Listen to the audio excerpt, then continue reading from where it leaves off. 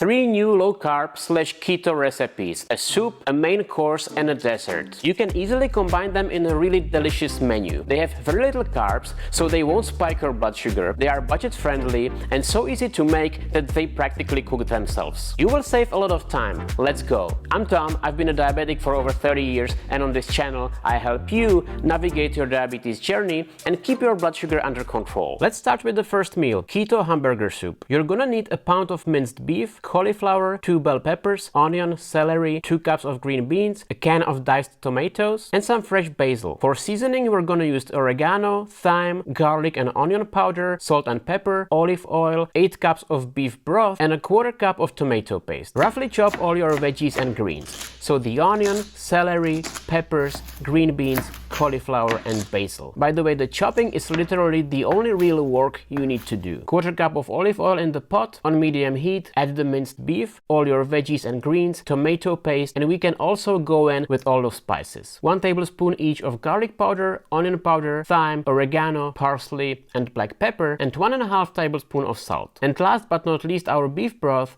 which will add even more taste. And from here on, the meal literally cooks itself. The soup is super rich in taste, and if you want, you can add some blue cheese crumbles and chives as a garnish. Great comfort meal, it just doesn't have any carbs. The second meal today is keto spicy chicken tenders. You're gonna need 2 pounds of chicken tenders, 3 cups of almond flour or crushed almonds, 2 eggs, mayonnaise or sour cream, hot sauce, and butter. For seasoning, we're gonna use 1 tablespoon of thyme, paprika, garlic powder, onion powder, salt, and 1/2 tablespoon of oregano and black pepper. In a large bowl, we combine all the almond flour and crushed almonds with all the spices, and we will create a nice breading mixture. In a separate bowl, we whisk together the eggs with the mayonnaise and 1 tablespoon of hot sauce. Next, we dip each chicken tender into the eggs mixture, then into the breading mixture, and place them on a greased baking sheet. We pop them in a preheated oven at 425 Fahrenheit for about 20 minutes, flipping halfway through until they are all golden and crispy. When they are done, we can coat them in some more hot sauce and melted butter and serve them with salad leaves or coleslaw. Now, before we move to the dessert, which will be a keto chocolate cake, I want to share with you one more thing that is super cool about these 3 recipes. You can prepare these meals in advance, place them in a big plastic bag and freeze them for up to 90 days. You move them to the fridge the night before the day of cooking,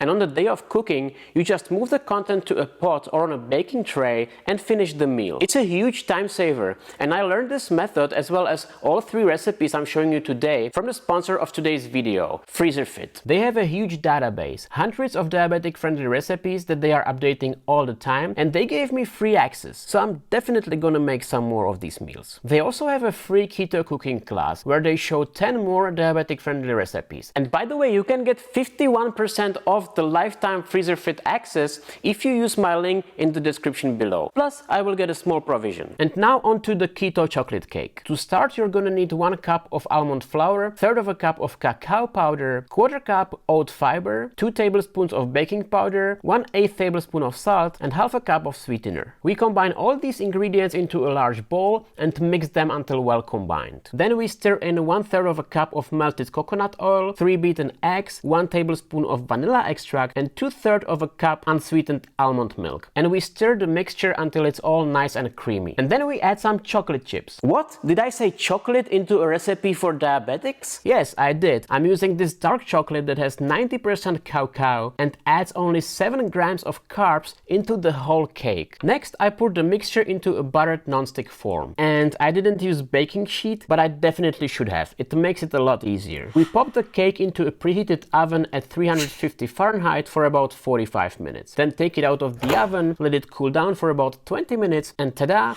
it's ready to serve. Guys, don't forget to check out the free keto cooking class, get your discount to the FreezerFit's recipe database, and click on the screen right now to watch me cooking my 5 favorite low-carb meals. I will see you there. Ciao!